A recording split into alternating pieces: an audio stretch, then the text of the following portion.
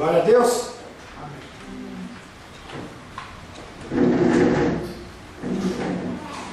Mais uma vez quero saudar os irmãos e as irmãs com a paz do nosso Senhor Jesus Cristo.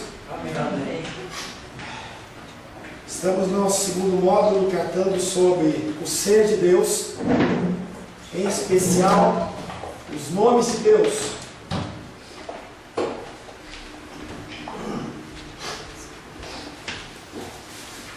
Um breve resumo do que nós falamos na semana passada. Nós falamos sobre a importância que os nomes de Deus têm dentro da cultura hebraica. Já falamos de vários nomes dele. Na semana passada nós tratamos do Deus El-Olam, que é o Deus eterno. Falamos sobre a imutabilidade e a constância de Deus. Deus não muda. Ele é o mesmo. Ele não acaba. Eu acabo. Seu salário acaba. Deus não acaba. Ele sempre foi, o que sempre será. Nada é escondido das suas vistas. E nunca falha nos seus propósitos. Tudo que ele determina acontece. Nenhuma palavra que foi declarada sobre a minha pessoa, sobre a sua pessoa, sobre a nossa igreja, sobre a nossa nação, sobre a segurança pública, sobre a medicina, sobre a faculdade, não deixa de se cumprir, porque tudo que ele falou acontece. Esse consolo é perfeitamente possível, porque tudo que o profeta fala é baseado num Deus que permanece o mesmo. O Senhor fala, através do profeta Isaías, que ele faz forte ao cansado. Você está cansado? Ele te deixa forte. Ele te dá forças para você lutar, para você continuar lutando e continuar caminhando. A vida na terra não é fácil. Nós vivemos num lugar ao qual nós não fazemos parte. Nós somos o patinho feio na terra. Quando você vê a história do patinho feio, que não era um patinho, era um cisne, você vai ver aquela história antiga. Os patinhos amarelinhos olhavam para aquele outro e falavam assim: como você é estranho, seu pescoço é grande, você é feioso. E o patinho lá, aí ele vai ficando grande, ele vira um cisne maravilhoso. Cisne real. Lindo, maravilhoso. Entendeu? Mas as pessoas, a nossa existência na Terra é uma existência que é estranha. Porque nós conseguimos passar por lutas e dificuldades sem desespero. Mais tarde, Claudinha vai estar lá no velório. E se for um culto de crente normal, de fúnebre, você vai ver que haverá tristeza, mas não haverá desespero. Haverá choro, mas não haverá aqueles gritos desesperados, pessoas arrancando seus cabelos. Por quê? Porque nós confiamos que aquilo que o nosso Deus prometeu vai acontecer. Porque o nosso Deus é um Deus eterno. E aí nós começamos a falar de um nosso Deus chamado Adonai, que é um outro nome de Deus, que é um Deus governador. Nós falamos que esse nome significa Senhor, Mestre, Possuidor. Ele é o dono. O governador, aqui, ele é o dono. Ele é o dono da minha vida. Ele é o dono da minha saúde. Ele é o dono dos meus recursos. Passei a semana inteira descansando, tentando me poupar ao máximo para poder estar aqui no domingo de manhã e da noite com vocês. Mas qualquer descanso que eu tivesse tido, se o Senhor não tivesse me restaurado, estava eu lá na cama e não ia ter nada. A palavra Adonai dá ênfase à superioridade do Deus de Israel sobre outros deuses. Deuses que não são deuses, porque não falam, não pensam, não se movimentam. E quando a gente fala que não tem outros deuses, não é que não existem, nós criamos eles muitas vezes nos nossos corações. Mas esse Deus, ele exige que nós sejamos submissos apenas a ele, não no sentido de um Deus que é um Deus feitor, que quer a nossa adoração, porque senão ele vai sofrer. Não, é porque ele está querendo cuidar de nós. Ele sabe que qualquer outra adoração que não seja a ele leva à morte. Por isso que esse Deus, ele é um Deus superior a todos os outros deuses. Não é um nome somente dos deuses antigos. Não é um Deus do passado. Não é um Deus que era representado porque tinha olho azul, ou ele tinha um rosto diferente, que ele era mais bonito que os outros, era mais forte do que os outros. Não, ele é o mesmo Deus. É um Deus que não tem rosto, não tem face, mas que ele controla e rege todas as coisas. Ainda hoje Deus governa a vida de todos os seres, os ímpios, não ímpios. Ele é o cabeça de todo principado e toda potestade. E as pessoas elas têm dificuldade de fazer uma associação da figura de Satanás com Deus. Parece que Deus ele guerreia com Satanás. Parece que a luta de Deus é contra Satanás. Como se Satanás ele não fosse uma criatura. Satanás é uma criatura que está à disposição do nosso Deus. Que eu acho que é Colossenses que diz que ele é o cabeça de todo principado, de toda potestade, ele está acima. E ele controla, ele rege. As ações mais tenebrosas que pode ter tido na humanidade, de eras a eras, todas elas foram cuidadas do nosso Deus. Por mais que a nossa mente não entenda, por mais que o nosso coração não entenda, por mais que a nossa mente não consiga alcançar os pensamentos deste Deus, ele continua cuidando e regendo. Um outro nome, também muito conhecido, é o nome Yahvé, reconhecido pelo tetragrama, que são 4 letras, YHWH, que não é Jeová, é Yahvé. Tá? Esse Yahvé, ele tem uma série de características. Ele sozinho quer dizer que ele é um Deus redentor. Se você falar Yahvé Jireh, que é um dos conhecidos, a gente vai falar sobre a provisão que ele nos concede. Mas se você analisar só a palavra Yahvé sozinha, está falando de um Deus redentor, um Deus que me resgata, um Deus que te resgata, porque nós precisamos dessa salvação, nós precisamos desse resgate. Yahvé é o nome pessoal de Deus, e o mais frequentemente usado nas Escrituras. Aparentemente, a raiz deste nome tem relação com o verbo ser, enfatizando a presença e existência constante de Deus. Ele sempre existiu. Esse Deus que ele é redentor, ele é presente, ele não é ausente. Deus revelou-se com esse nome a Moisés, na sarça ardente, enquanto ele pastoreava as ovelhas do seu sogro Jetro, dizendo ser o Deus dos patriarcas Abraão, Isaque e Jacó.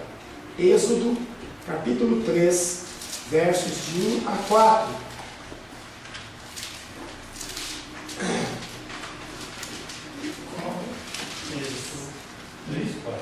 Êxodo, capítulo 3, versos de 1 a 4. Apacentava Moisés o rebanho de Jetro, seu sogro, sacerdote de Midian, e levou o rebanho para trás do deserto e chegou a Horebe, o monte de Deus. Apareceu-lhe o anjo do Senhor numa chama de fogo do meio de uma sarça. Moisés olhou e viu que a sarça ardia no fogo, mas a sarça não se consumia. Então disse consigo mesmo: agora me virarei para lá e verei essa estranha visão, porque a sarça não se queima. De 1 a 4? De 1 a 4. Desculpa. Vendo o Senhor que se virava para ver, bradou Deus a ele do meio da sarça: Moisés, Moisés. Respondeu ele: eis-me aqui. Continuou Deus: não te chegues para cá, tira as sandálias dos pés, pois o lugar em que estás é terra santa. Continuou Disse Yahvé. mais, né? Vai, pode continuar. Disse mais: eu sou o Deus de teu pai, o Deus de Abraão, o Deus de Isaque e o Deus de Jacó. Moisés escondeu o rosto porque temeu olhar para Deus. Temeu olhar para Yahvé. Aquele Deus, ele se revela a primeira vez para Moisés numa sarça ardente, como Yahvé Redentor. A partir dali ia discorrer todo o tratamento da libertação do povo sob a opressão do faraó no Egito. Deus como Yahvé, como o Redentor. Yahvé é um nome que revela o caráter redentor de Deus, que estava para libertar os hebreus do cativeiro. Este era o Deus da promessa, que haveria de estar com Moisés, o representante de Deus diante de Faraó e o representante do povo diante de Deus. E deveria ser adorado no Monte Sinai. Lê o verso 12, Cláudia, por gentileza. Respondeu-lhe Deus: certamente eu serei contigo, e isso te será por sinal de que eu te enviei. Quando houveres tirado do Egito o meu povo, servireis a Deus neste monte, né? O Monte Horebe. Não é Sinai? É o Sinai. Sinai. O Horebe foi onde está a sarça. No verso 13, por favor. Então disse Moisés a Deus: quando eu for aos filhos de Israel e lhes disser: o Deus de vossos pais me enviou a vós, e me perguntarem: qual é o seu nome? Que lhes direi? Disse Deus a Moisés: eu sou o que sou. Disse mais assim: assim dirás aos filhos de Israel: eu sou, me enviou a vós. Eu sou. É uma frase que você não, às vezes pode passar por cima, mas você vê que Cristo usa isso demais. Quem é você? Eu sou o caminho, a verdade e a vida. Quando Jesus Cristo, a gente não percebe isso na língua portuguesa, mas quando você entra no grego e entra no hebraico e ele fala eu sou, ele está usando a mesma terminologia que era usada no hebraico. Em grego, ego emi, está falando sobre eu sou. Ele está falando eu sou Deus. Hoje à noite a gente vai estar falando exatamente sobre isso. Eles vão perguntar: quem é você? Eu estou falando para vocês: eu sou. Eu sou Deus. Eu sou Messias. Essa condição do eu sou é muito séria. Em que a gente acha que não, o eu sou está dizendo que é um Deus que não tem passado, presente e futuro, em que Ele é o mesmo, que Ele continua o mesmo, que Ele não muda, e que Ele cuida e retira. Por isso que Jesus Cristo se apresenta como eu sou. Monte do Getsemane, aqueles homens falam: cadê? Quem é Cristo? Ele olha: eu sou, e eles caem por terra. A presença do Deus vivo, do Deus encarnado. E pastor, assim, é interessante, eu gosto muito dessa parte de quando Deus fala, porque ele fala, né, eu sou o Deus de Abraão, de Isaac e Jacó, né, ele é um Deus divino, né, por isso que Jesus é a ressurreição e a vida, né, é maravilhoso. E ele fala: eu sou a ressurreição e a vida. Todas as vezes que você lê eu sou atrelado a Cristo, você vai ver que ele está falando sobre a sua messianidade, sobre a sua divindade.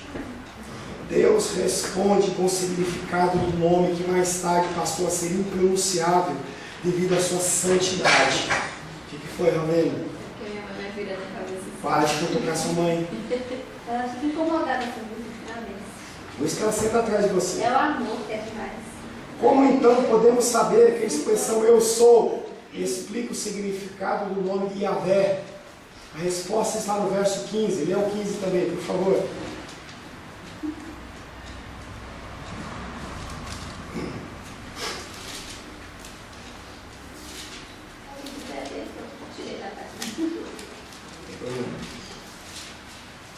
Na lutinha não lembro. Pode ler, né? Êxodo 3,15, alguém? Eu já achei, então vou ler. Disse Deus mais a Moisés: assim dirás aos filhos de Israel: o Senhor de vossos pais, o Deus de Abraão, o Deus de Isaque e o Deus de Jacó, me enviou a vós.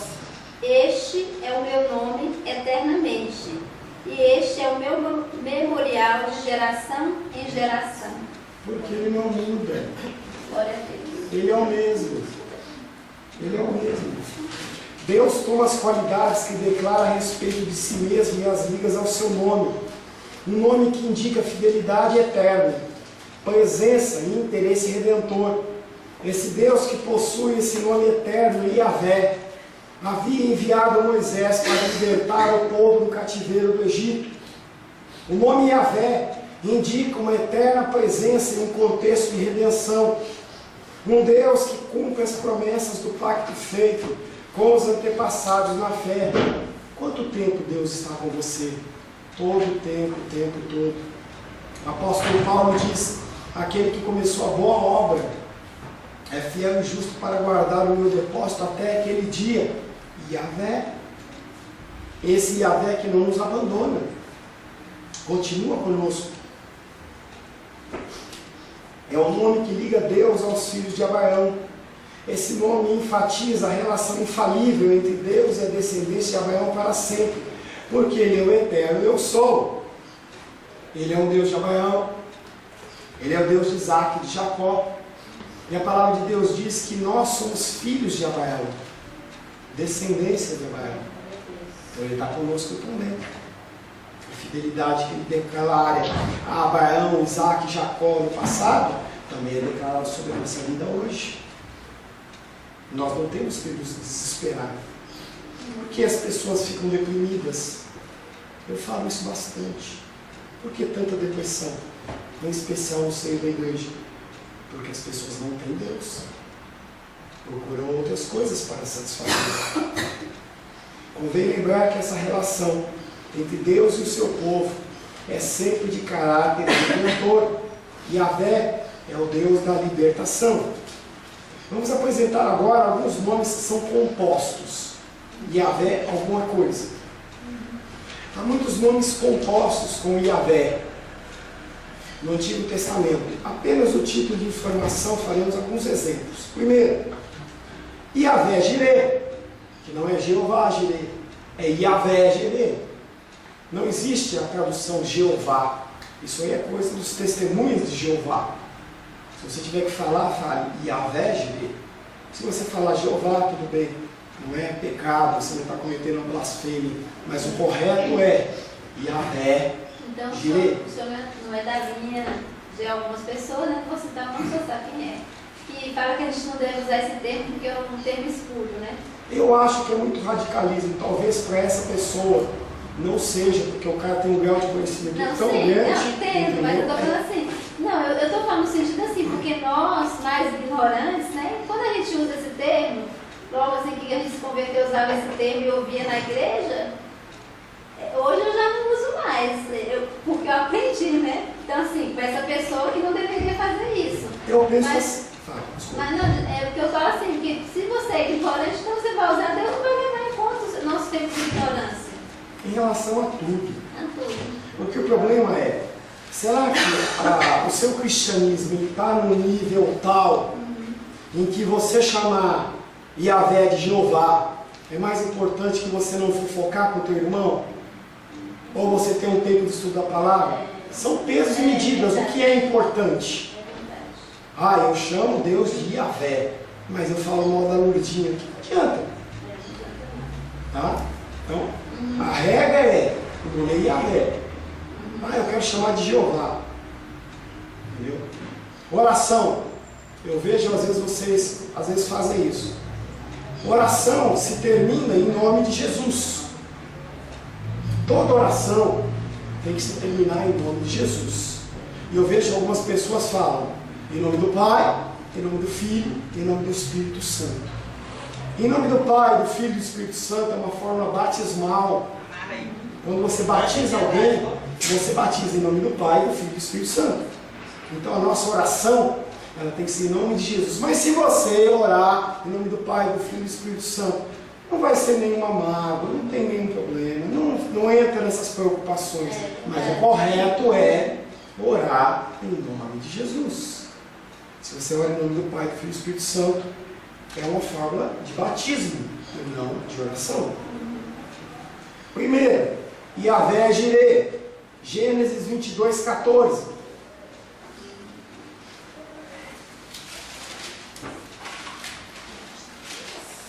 Lê para nós, José, por favor. Você quer ler, querido? Esqueci teu nome. Lê para nós, pode ler? Gênesis 22, 14.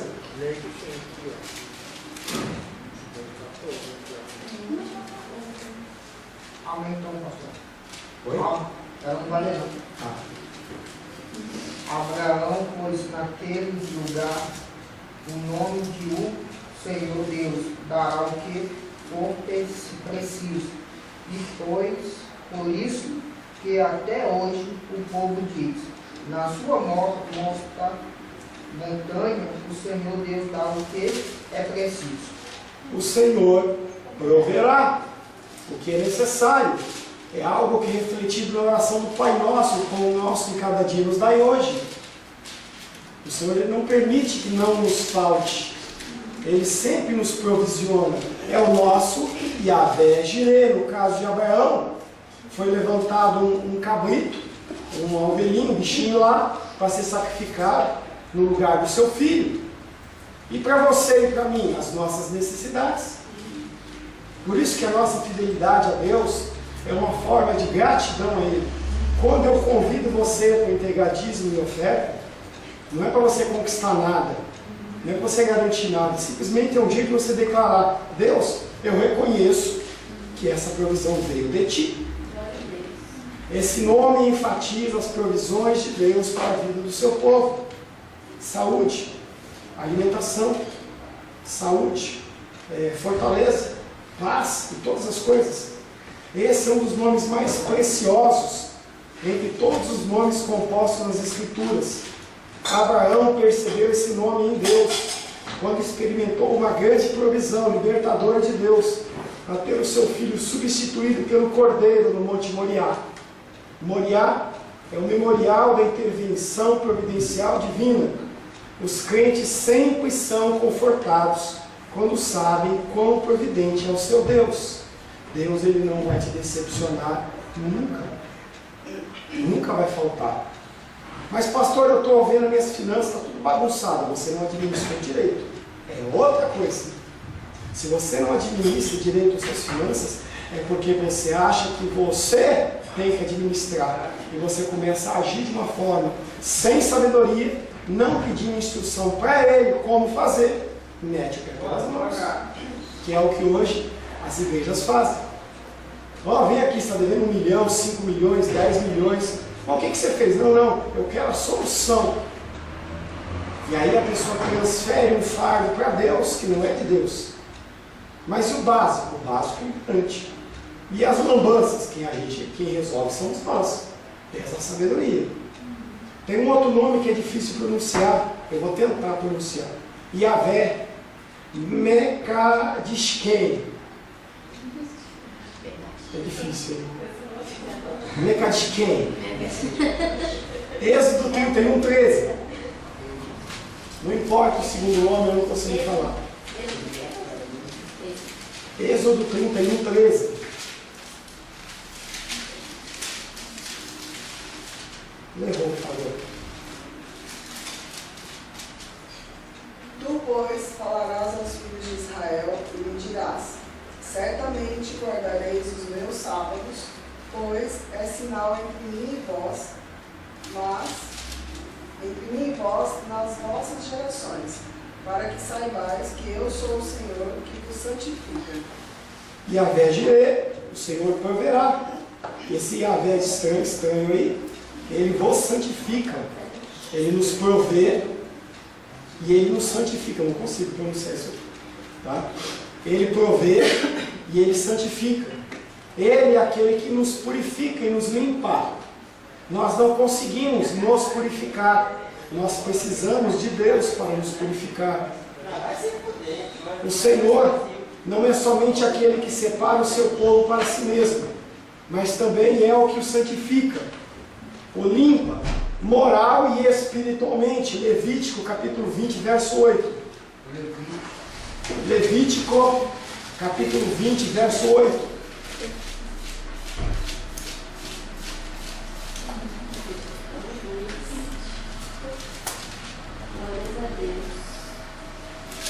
Guardai os meus estatutos e cumpri-os. Eu sou o Senhor que vos santifica. Ele é aquele que nos santifica. Deus faz com que todas as coisas relacionadas com Ele, com o seu culto, sejam santificadas, isto é, separadas exclusivamente para o seu serviço, e que não haja nelas nada impuro, porque tudo que é relacionado com Ele tem de possuir as suas características. Por isso, se diz que o Senhor é o santificador. Você tem bens. Os bens que você tem, sejam roupas, sejam discos, sejam, sei lá, qualquer coisinha, são coisas que te representam. Podem não representar outra pessoa, mas representa você. Pode não ter valor para o outro, mas tem valor para você. E aí você, quando você entra na sua casa, você vai ver que tem vários elementos lá que são a sua cara. Então são a sua cara. O Senhor, Ele faz a mesma coisa. Não que Ele não é que Ele nos copia, nós o copiamos. As coisas que são relacionadas a Ele tem que ter a ver com Ele. Levíticos 21:8.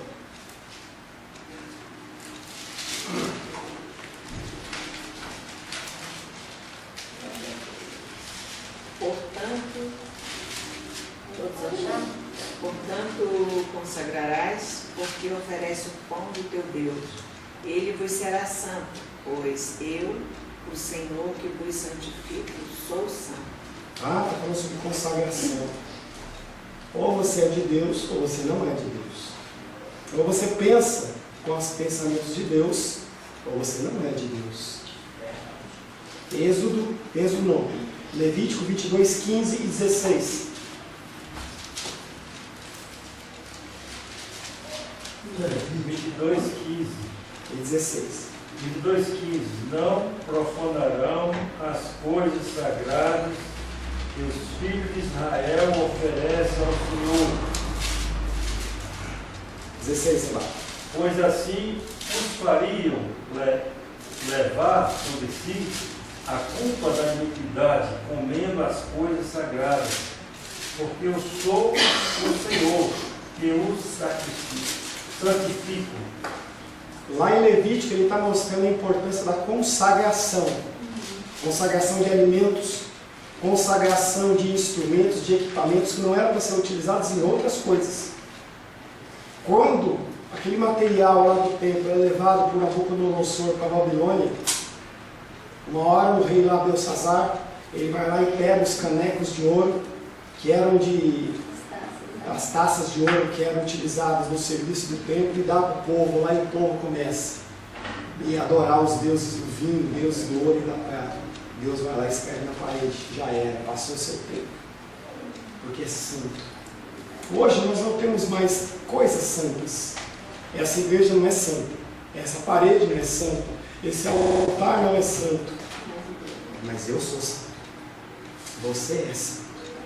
Com o que nós temos nos envolvido? Com o que nós temos passado, pensado, nos alimentado?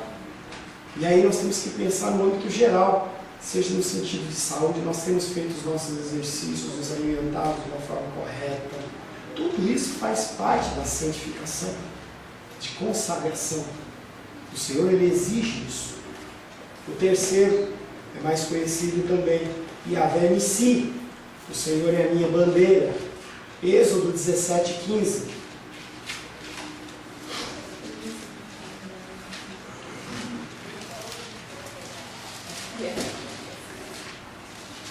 Êxodo 17:15. Edificou Moisés um altar e lhe chamou: o Senhor é a minha bandeira. Lembra que quando o povo saía para a guerra, Idade Média, outras épocas, o estandarte que eles carregavam na frente representava o reino, representava quem eles estavam defendendo. Se você vê o Império Romano, eles carregavam um pedaço de madeira, assim como a águia. Outros tinham flâmulas de cores diferentes, com dragões. Ricardo, o coração de leão, tinha lá o leãozinho lá. Você ainda vê isso lá no País de Gales. No brasão do País de Gales, o leãozinho. As cores eram muito importantes. E aí o Moisés, ele fala: o Senhor é a minha bandeira. Eu vou em nome do Senhor.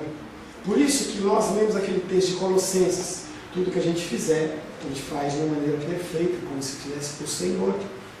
As bandeiras sempre identificavam a lealdade da alma dos homens que se preparavam para defender um país ou um reino. Quando uma bandeira tombava, o exército lhe era humilhado. A última coisa que poderia cair era o estandarte. A gente pode não dar valor para isso, mas é importante. Eu lembro, os mais antigos, vou lembrar, a gente quando estudava na escola lá, tinha a bandeira, se falava sobre os elementos, sobre o hino. Que mais? O que eram os elementos lá? As cores da bandeira. As cores, tinha o selo. Eram elementos da pátria que eram levados muito a sério. O Brasil também? Hã? O Brasil? Não, o Brasil era uma coisa que era referência do país, mas não era, estou falando no sentido de governo. Tinha bandeira, tinha outros elementos que me fogem agora. As armas nacionais do selo e a bandeira. Então, aí você vê a junção lá do Exército, Marinha, Aeronáutica, aquelas coisas são importantes. Hoje ninguém dá valor para isso. As bandeiras sempre identificavam a lealdade da alma dos homens. Hoje, o povo rouba tanto por quê? Porque para eles, tanto faz, tanto fez.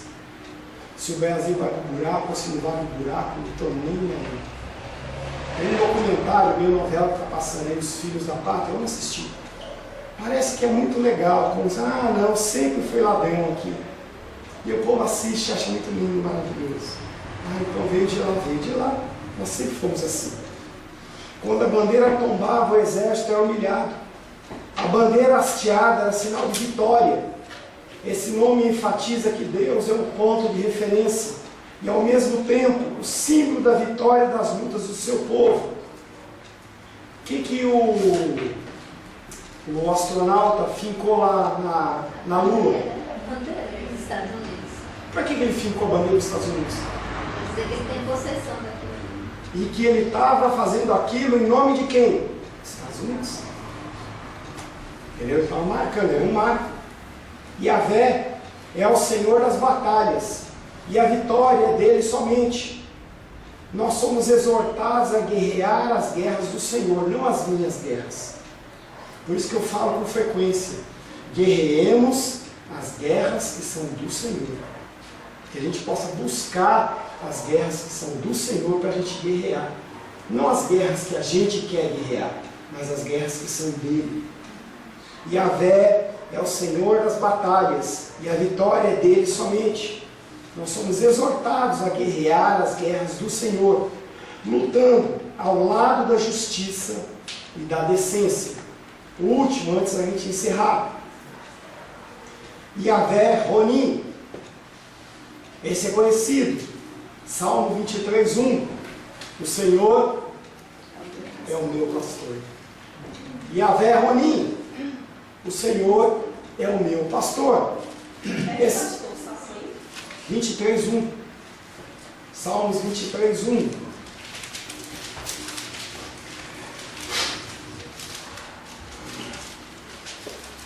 O Senhor é o meu pastor, nada me faltará. Yahvé Elohim. Esse nome apresenta o Senhor que tem preocupação por suas ovelhas, dando-lhes o necessário para a sua subsistência. Esse Deus, que Ele é o nosso pastor, Ele cuida de todos os detalhes da nossa vida. Todos os detalhes da nossa vida. Todos os detalhes da nossa vida. Quando o Senhor fala, não andeis ansiosos por coisa alguma, Ele está falando, não tem por que se preocupar, porque o nosso Deus é o nosso pastor. Entenda que a minha preocupação, a sua preocupação, tem um sinônimo, chama-se desconfiança. Como se você tivesse que fazer algo que Deus não é capaz. Eu tenho problema de desconfiança, você tem problema de desconfiança. Nós lutamos com isso o tempo todo o tempo. Porque as situações parecem que estão saindo fora do nosso controle. E a gente chora A gente geme. E a gente quer fazer. Porque a gente não confia. Talvez essa seja a expressão mais amada sobre Deus, afirmada nas Escrituras. Deus é a proteção. Deus é o sustento. Deus é o refrigério do seu povo. E dos outros? Não é. É só do povo dele. Tanto o pai como o filho são chamados de pastor do seu povo. Salmos 23, 1. O Senhor é o meu pastor, e nada me faltará. Está falando da figura de Deus Pai. 1 Pedro 2, 25.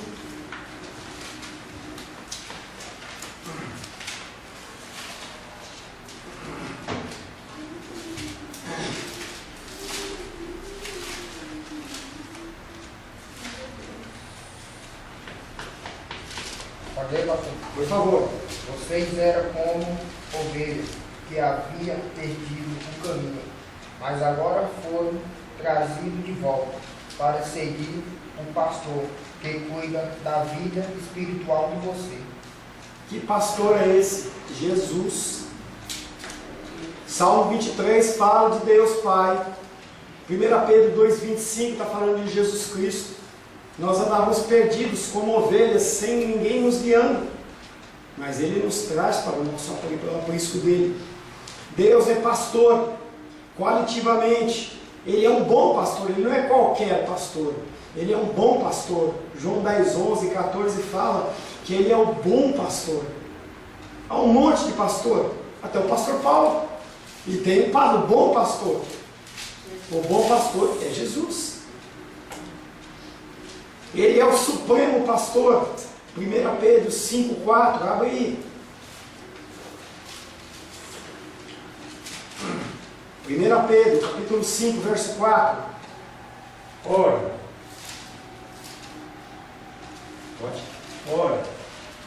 logo que o Supremo Pastor se manifestar, recebereis a inacessível coroa da glória.